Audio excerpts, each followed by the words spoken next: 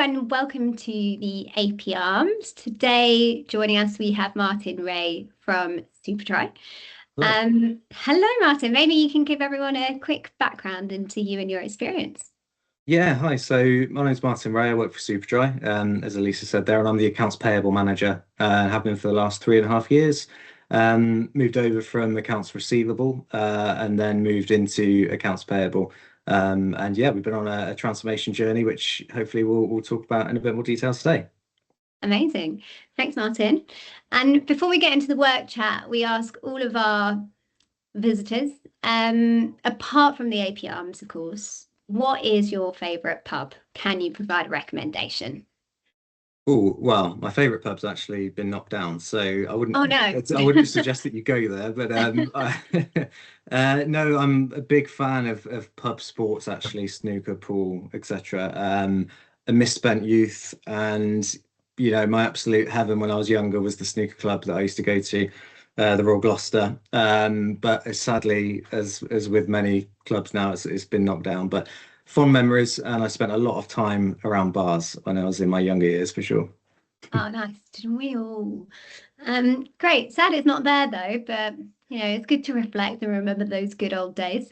Today is going to be a really interesting one. So we're going to dig into the Superdry story, and with like an AP lens.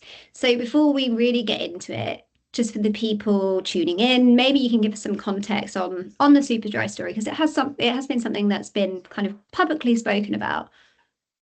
Yeah, absolutely. So Superdry, along with numerous other brands, especially in the fashion retail industry, has seen such a significant impact of the cost of living crisis, post-COVID, continuous change in trend and what the consumer's looking for. So Superdry has looked at themselves and been through their own reset, in terms of moving the brand a different direction.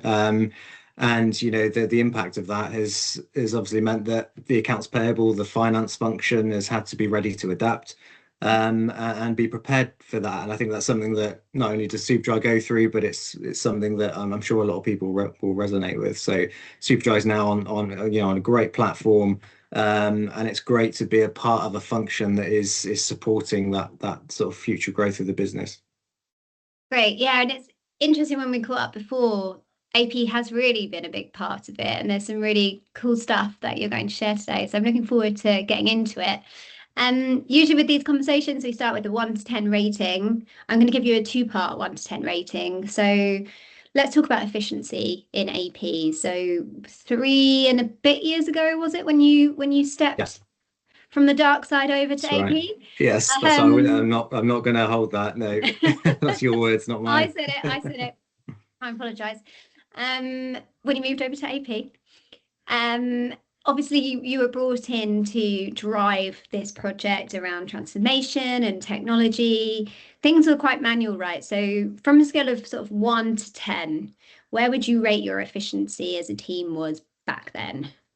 Yeah, I think what's important to say there's a lot of factors to this, and I'll come on to that a bit further on down the line. But and again, we're very biased in terms of our judgment of this. I'm sure if you ask the rest of Superdry, they might give you a different number. But I think from our point of view, looking back, I'd say maybe 2 or 3 out of 10 in terms of overall efficiency, and there's lots of metrics to sort of gauge that.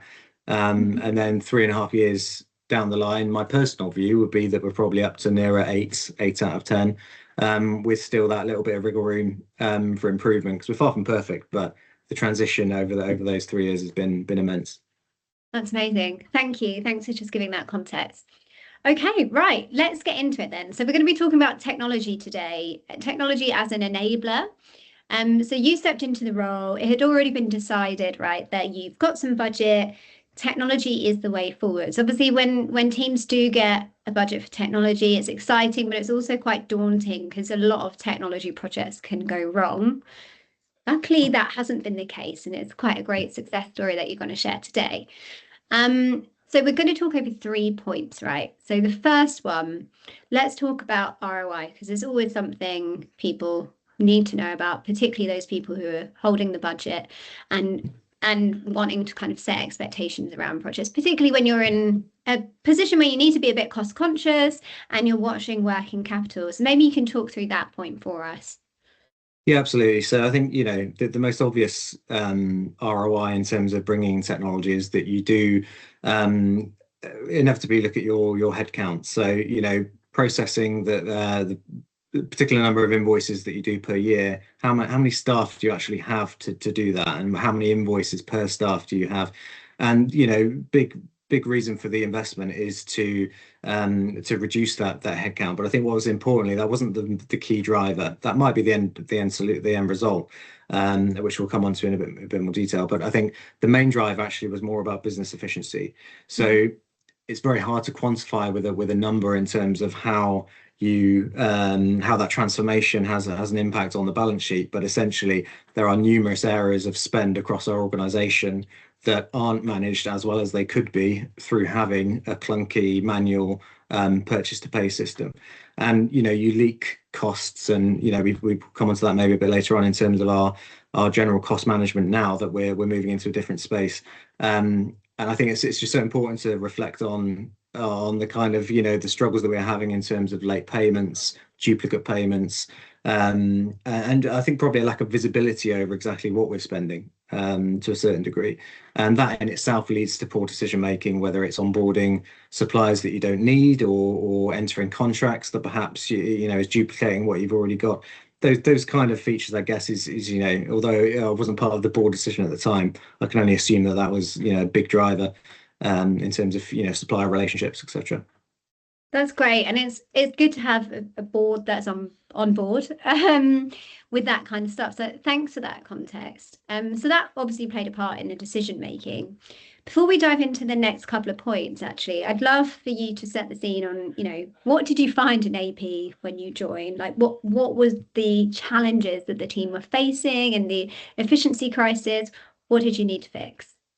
Yeah, that's right. This is where it's slightly unusual, I guess, that I was brought into this role via credit control. I had no previous management experience. So I had no previous accounts payable experience. So you might look at it and go, "Wow, why on earth was I ever recruited?" But there were reasons behind it. And the reasons for that were that what they predominantly needed, and I've got to be totally fair to my predecessors. They had a very difficult time without that lack of investment and support. So it wasn't like I was this, saving grace coming in, but it was very much about people and rebuilding the team that we had. So we knew that we were going to embark on a journey and a transformation journey, but unfortunately, we kind of hit that kind of pivotal point in time where our manual processes had led to a very fractious team of individuals who perhaps didn't know one day to the next exactly what their future held. And I think there was a lot of upset, not only in our team, but across the business in terms of how accounts payable was running at that time. So what they really needed was, and they gave extra resource to this. So I was given a lot more support than my predecessors to dive in and purely focus on the people front to begin with, whilst I build up my knowledge of accounts payable, and start looking at some of the more operational features. I think initially I just had to rebuild and recruit as well, because we had a few gaps that needed filling. And that was really the start of us kind of transforming. We had to get the people in place before we did anything else. Great, thank you. Yeah, so you joined, fractious is the word you use. Things were quite manual, and I think, like, in fairness and speaking totally honestly, this is a situation for lots of businesses where things are still more manual, and it's causing impact on morale and creating quite a lot of noise internally for business users, and potentially that affects supplier relationships and things like that. So there was loads of opportunity really for you, but you focused on people first while you were kind of earning your stripes on AP. Yeah. So that all happened, opportunity, and then you looked at technology, and also as part of the people thing. So you mentioned headcount reduction on an ROI perspective, but it actually has a lot more positive connotations than we expect when we hear that. Can we talk a bit more around like the people and the team planning and what you set up at Superdry? Yeah, absolutely. So, what was difficult at the start is, I mean, you don't always know who's going to apply. So, there is a lot of luck involved, more luck than judgment sometimes in the people that you bring in. But I did have quite a set idea in my mind of what I wanted. Unfortunately, we hit some real winners in the early days and brought in some really, really good people who are still here now. who have contributed heavily towards that. So without that bit of fortune at the beginning, it might be a different story now. But I think the key thing was we needed somebody, well, at least one person in particular that had a long experience within accounts payable, that could, share their experience of other companies, which is really, really important. But what I really went after was, and what I managed to find was a few people that were incredibly competent, but perhaps maybe didn't have the AP experience, but were looking for a break. It might be at a particular point in their career where things haven't gone the way that they expected, or they're looking to retrain or do something different. And we found some incredibly competent people that could pick up and learn, the tasks that they're required to do very quickly. And we'll come on to progression in a moment, because I was able to bring those people in because we have at Superdry, an outstanding record for internal promotion and development. So I could sell them that story. And I think going through a transformation, actually saying, this is where things are now, and being really honest about that. However, for your development, you're going to help us get to the point where we need to be. And what we've been able to do is bring all those people on that journey, with a P2P system that allows them to develop, and, in the whole testing, and that, they built up so much more exposure and experience that they may not have gained otherwise. So that was the first key, was bringing in the right people and keeping them. Attrition was incredibly high, understandably. And I think what's important is there was a lot of external attrition. So people were leaving the business and going off elsewhere, which is something that, we really wanted to try and avoid. So yeah, that was the key for me at the beginning. Great. So lots of hiring, very competent people, somebody with the AP experience who could bring that in and show you how other businesses were doing it, and technology at the same time. So you got these new people being part of the project, like you said, like testing the technology and things like that. So it was all rolling out at the same time. And then there's the FTE optimization. So let's talk about that. All kind of promotions, because like you said, you've got a great internal reputation for promotions within. So where have your AP team been going? Yeah, I mean, this is something I care quite a lot about, because I think it's, there's a lot of satisfaction for me to be able to, progress people and to give them a future career that perhaps or to help them on that pathway anyway. And I think this is where, again, I talk about fortune quite a lot, because, there's a lot of factors in this that are out of my control. I work for a great company with a centralized finance function that has a lot of areas where people can eyeball and progress through studying and various things. So I was always able from the early days to say, okay, if you can give me 100%, we'll help you further your career if that's something that you want to do. And what I tended to find was that that 100% that you gain from somebody allows you for them to leave in a better place than when they started. And what's that's then done over a period of time, and we've got numerous examples of people that have moved over to our tax team, predominantly management accounts, commercial finance, then our finance analysts, important people of the finance function. They have left behind a legacy in terms of what they achieved in AP. So it's meant that I can bring in new, fresh people, and move our ways of working around and be more flexible and fluid. Whereas before it was very difficult to do that. So again, going back to the recruitment, we had to look specifically, and this is one of the key features, was for resilience. We needed people that weren't going to take things too personally, that weren't going to worry too much about things that had happened in the past. And just being completely conscious of what they need to achieve in the future. And I think, not everyone works out. Clearly, it's not an easy place to go, into a manual environment. And, not everyone was as lucky and successful. But, the majority were. And I think it's something that, we're very fortunate now that we can progress and spread that kind of knowledge across the rest of finance, because what that also does is you keep that knowledge within the business. So I take it, I really look at our external losses as a real, kick in the stomach. And I don't like that unless it's something that, they've been given an incredible package and you can't compete with it. I really want to try and keep people in-house. And that, again, makes recruitment cheaper. It's an easier transition for the management accountants, for commercial finance. And, we want to continue with that philosophy. But again, you've got to recruit the right people to be able to do that, Yeah, it all starts with people. So we spoke about earlier, so we're at an 8 for efficiency, right? So you brought in, just to be really clear, AP automation, right? So invoice processing. So that became a less manual process. Obviously, therefore, you need less people to do that, but you needed the right people to roll out that technology, give their opinion. So you had a great team in place, you hired new people, they got exposure to that technology rollout. Yeah. And then they were able to kind of progress into different areas of finance. At the same time, you were being quite cost effective with your headcount. And role by role, you looked at it from a backfill perspective, right?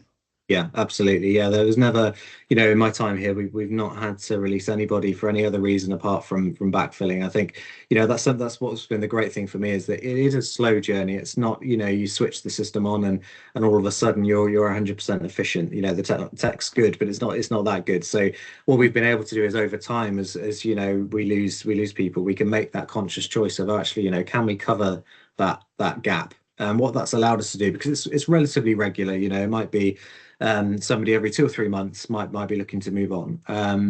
Could be a little bit longer at certain times. You might get two in 1 month, but essentially what that does, there's always an opportunity to look at your resource and go, actually, can we make more efficiency and therefore not replace?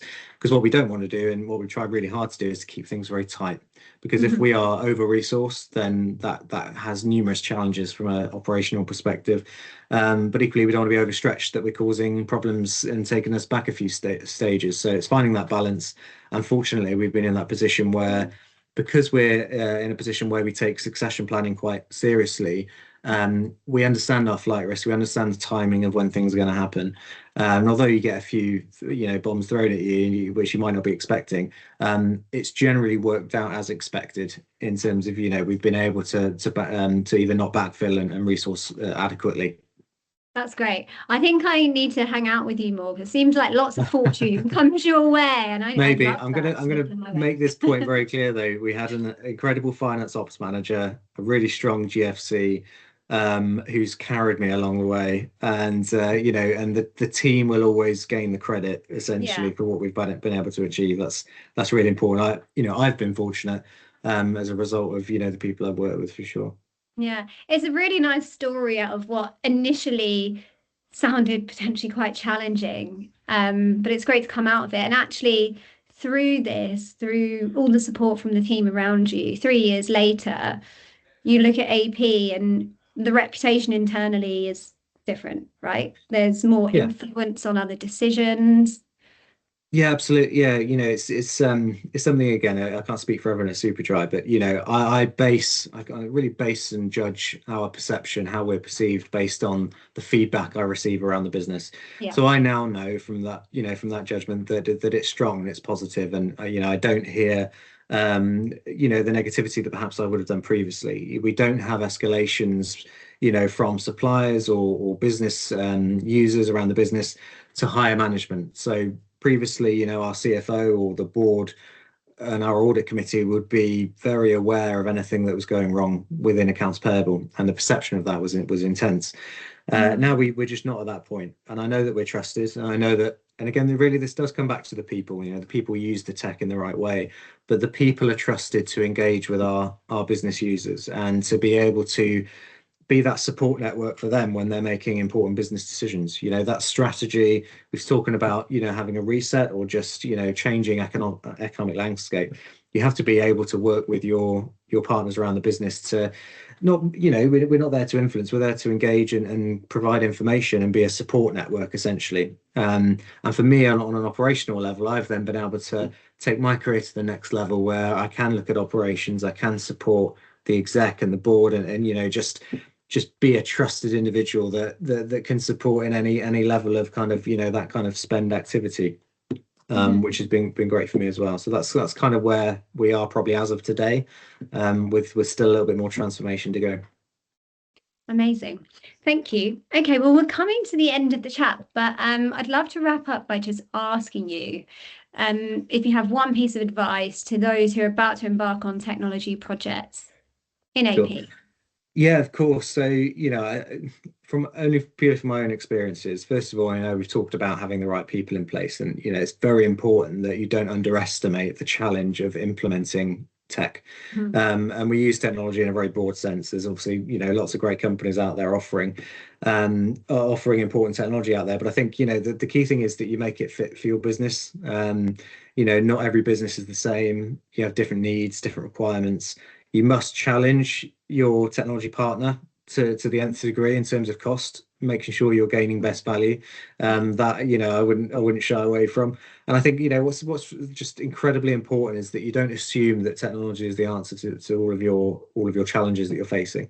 Technology is there as a support, and you know, something I've spoken about a lot in the past is you often will get blamed in AP, of course, for doing something wrong. There's a lot of negative impacts of when things do go wrong.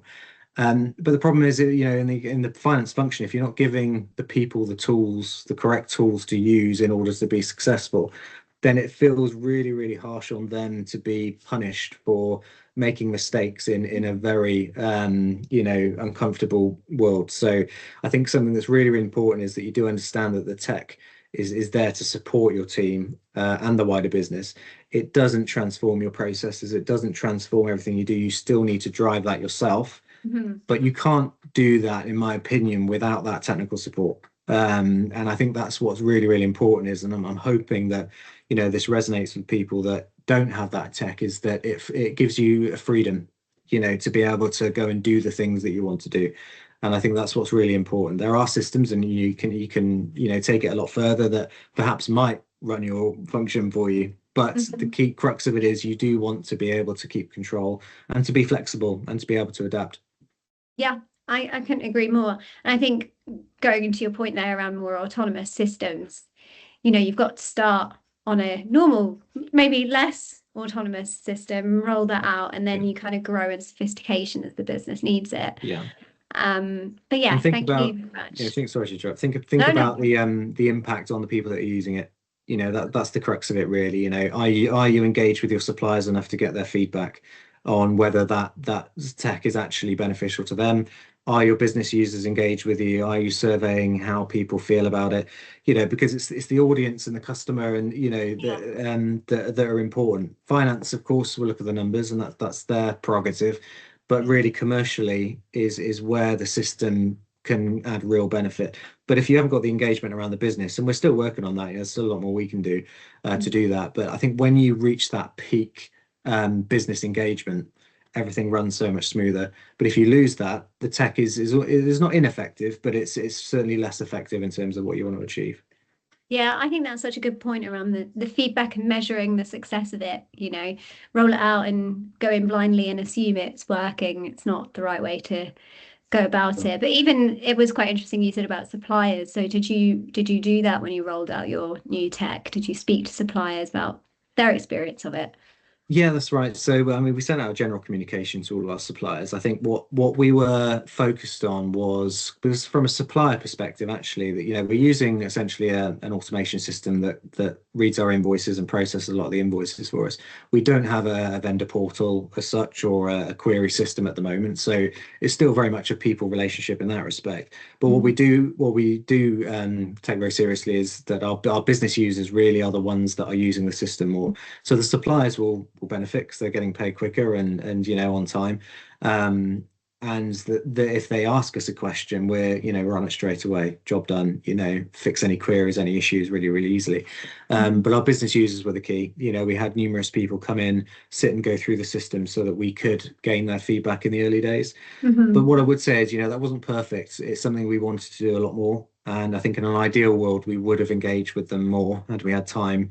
And that was one of our learnings, I think, on the back end. But, you know, so important that your business do have some level of input into what that system looks and feels like, because it's not just AP, it's purchasing. So, you know, all of our organization are engaged with that system in some shape or form. Every department, every leader will have use of that system. So it's important that they have a say in the integration of that as well.